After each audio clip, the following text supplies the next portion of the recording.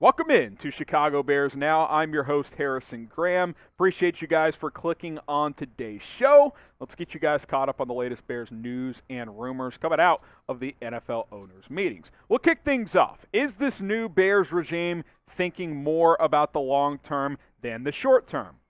I think that's pretty obvious. For Smokin' Jays, there's no doubt about that. Now, that doesn't definition of long term could simply just be after 2022. I'm not saying 7 years from now. No GM and head coach can think that way because otherwise you're going to get fired if you miss the playoffs 7 years in a row. But the point being is just read the tea leaves. Listen to Ryan Poles and Matt Eberflus how they talk. See what moves this team has made in free agency so far.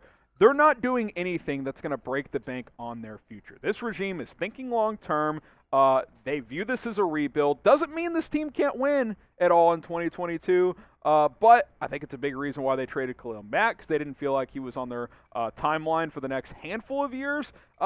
The reality is 2022 is going to be a transition year in some regards. Now, again, doesn't mean you can't win. Philadelphia went 9-8 last year, made the playoffs in what I would call a transition year. Maybe that can happen for Chicago. Here's what Matt Eberflus had to say about trading Khalil Mack, because I think this was the first move to kind of signal that, yeah, this team's playing for beyond 2022. Quote, "We just thought that it was what was best for the organization going forward. Looking at the whole piece of it, the contract, looking at everything, going forward for us, the club, it was the best move for us. It will be good for us in the long run." Ryan Poles also added the Mack trade was, quote, "what's best for the club." And look, you think back at the trade, it was a second and a sixth for Khalil Mack, a guy who's still a really good player. Doesn't sound like a lot, but it's capital to help you get better in the future, ideally, by adding that second-round pick, which Poles will have at his disposal. Matt Eberflus also talking about a little analogy here, long-term versus short-term. You always got to have microscope and a telescope. Well, you know, what does that mean? Telescope, you're looking far into the stratosphere, way out there, trying to see Jupiter or whatever. Microscope, to what's right in front of you. So this team's balancing, okay, what's best long term, but how can we still be competitive this year? What can we still accomplish here in year one? Here's what I'll say. I don't think we should have major expectations for 2022. I think the expectation should be, okay, can Justin Fields take a big step this year? We'll talk about him in a minute. Are the players that this team currently has buying in to Matt Eberflus? Is Ryan Poles, the guys he drafts and sign, is he picking the right guys to fit into this culture and potentially prove to themselves that they can be long-term pieces? Those are the type of things. Wins and losses, look, I don't expect this team to go 3-14, but it could go 6-11 again. I mean, I think this team could win more than that. The schedule's easier. If Fields takes a step, it's still possible, but I think the moves they're making are for 2023 and beyond, when this team has an ample amount of cap space. The Bears will win blank games in 2022. Fill in the blank for us down in the comments. I'll just hip check it. How about 7? Could start slow. I think Fields makes some nice strides. Again, we'll talk about him here in a sec. You fill in the blank. The Bears will win blank games in 2022. Even if the win-loss is similar to last year, I think they'll be trending in the right direction long-term, whereas last season it's like, this team's going nowhere. You got to change the coach and GM, which is what happened. Pin comment on today's show, how many games will the Bears win this year? All right, big jump for Justin Fields in 2022. I'm going to go 3 Smokin' Jays. I think it's pretty likely. I think a jump is coming. Now, big jump, is substantial, right? Both statistically and just how he's playing, decision-making, etc. Matt Eberflus spoke at the owners' meetings earlier today. He flat out said, look, it should be a big jump for Fields this year. He talked about, Fields needing to take care of the ball. We'll get to a quote in a second. But also, I think he pointed to, hey, new scheme, Luke Gepsi. Then I'm just connecting dots here, which I've mentioned before. He's got a full offseason now as being the starter. He's putting the work in. I think those things in itself will go a long way, but I still think you need some more pieces around him, which we'll explore. Matt Eberflus said this earlier this morning. Quote, "should be a big jump for Justin Fields. That's what we're looking for. Better technique, better fundamentals, better decision-making, better timing, everything. He's been working his tail off," which you guys have seen some clips. "That's what we want. Just that big jump from year 1 to year 2.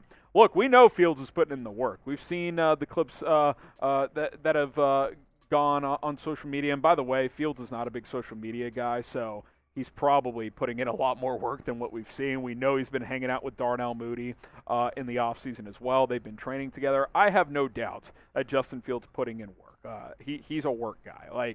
Now it doesn't necessarily translate to major improvements, but it won't be for a lack of work ethic if Justin Fields doesn't work out. He will put in the work. What do you guys think? Will Justin Fields make a big jump in year 2? Type Y for yes. Type in for no. Cast your votes for us down in the comment section. Will Justin Fields make a big leap this year? Now, we are now on Rumble, have been for about the past month or so, we being Bears Now. Give us a follow, help us out, rumble.com/Bears Now. You can find some exclusive content over there, more Bears news and rumors, plus some extra coverage for you guys right there. Rumble.com/Bears Now. Go give us a follow today. Okay, you look at the Bears skill guys, more on this Field story. It's not bad. Darnell Mooney, Byron Pringle, David Montgomery, Khalil Herbert, Cole Kmet. I think those are all guys who can contribute. In Mooney, in Montgomery's case, those are guys that can be major contributors. But I still think while the Bears regime is balancing, hey, we're trying to win for years and years, not just this year, you still need to help right now. To get a full evaluation of Justin Fields, you at least need a little bit more. Need a piece or two more on the O-line. Get him another receiver, maybe a number 2 tight end. Just a couple more weapons to help him right now. Very few second-year quarterbacks are going to take off with what the Bears currently have in place. Now, scheme should help. Him having reps this offseason and all the way through training camp, those things will help him improve, but get him a few more weapons to work with. Let's get a full evaluation, or at least closer to one, here in year 2. Now, maybe the Bears are saying he's starting the next 2 years no matter what. So if he struggles this year, doesn't matter. We're still invested in him. And that's fine, but I want to see tangible improvement this year, and I think helping him do that is get a couple more pieces in here, whether it's in free agency or in the draft. Make sure you guys subscribe to Bears Now on YouTube. Constant news, rumors. Yesterday, put out a video, hey, I think Ryan Bates is going to end up being a Bear. A couple hours later, we found out the Bills match. Good news, bad news, we have it all covered. YouTube.com/Bears Now, the #1 Chicago Bears channel here on YouTube. Okay, keeping Eddie Jackson and Robert Quinn this year. Is that going to happen? I'll go 3 Smoking Jays on this as well. Again, just listen to what these guys are telling us. We'll start with Eddie Jackson. Matt Eberflus said today, look, he's got a clean slate with us this year. Excited to see what he can do in this defense. That doesn't sound like a guy who's going to trade Eddie Jackson at all. He fully expects him to be here, and quite frankly, you can't trade him until after June 1st anyway, the way his contract is set up. So keeping him just makes sense. So the question is, can Eddie Jackson in this new system kind of be revitalized? In 2018 and 19, this guy was an elite NFL safety. 8 interceptions, 20 pass breaks, 3 total defensive touchdowns. He was tremendous. The last 2 years, though, in the same amount of games, tackles were up, but that's also because he wasn't making as many plays on the football. No picks, even though he had a couple taken back in 2020. Only 7 pass breakups, only 1 defensive touchdown, which, by the way, the 2021 was a scoop and score, not to get you confused with the interception touchdown column there. The point is, this is a make-or-break season. He's going to be on this roster this year, barring a post-June 1st trade. And based on how Eberflus is talking, I don't think that's going to happen. He will be here. So he's got to prove this year if he's a long-term piece. If not, he'll get cut next year or traded. I think we all think that it's much easier to move his contract next year. So to make or break 2022 for Eddie Jackson, I hope he makes the most of it. Will Eddie Jackson bounce back? What do you think? Type 1 for yes, type 0 for no, and we'll get to Robert Quinn here in just a second. So on Robert Quinn now, I mentioned 3 Smoking Jays for him as well is returning. Ryan Poles said on Monday, trading Quinn has not come up. That has not been something that has been discussed internally. Now, if they get offers that they like, that could change, but I think Poles in this front office probably looked at this, okay, Khalil Mack, Robert Quinn, let's trade one, let's keep one. They traded Khalil Mack, and they're probably going to keep Robert Quinn this year. Again, I think things can change. I don't think you're getting this production out of him. Again, I think he can give you 10-plus sacks, but 18.5 would be just unbelievable for a second straight season. My take is still that if you get a day 2 offer, if someone offers you a day 2 pick, second, third-round pick, I'm at least considering it, especially since it's clear that this team is not going all in on 2022, which, by the way, they shouldn't. I've never once suggested they should go all in 2022, albeit some people are in my DMs suggest otherwise. But that's neither here nor there. My point is, I would still consider trading Quinn for a day 2 pick, but maybe that's not out there, or maybe the Bears say, hey, we traded Mac, we're keeping Quinn, we're rolling with what we got. Would you trade Robert Quinn for a day 2 pick? Second, third round pick. Type T for trade, type K for keep. Would you trade Robert Quinn for a day 2 draft pick?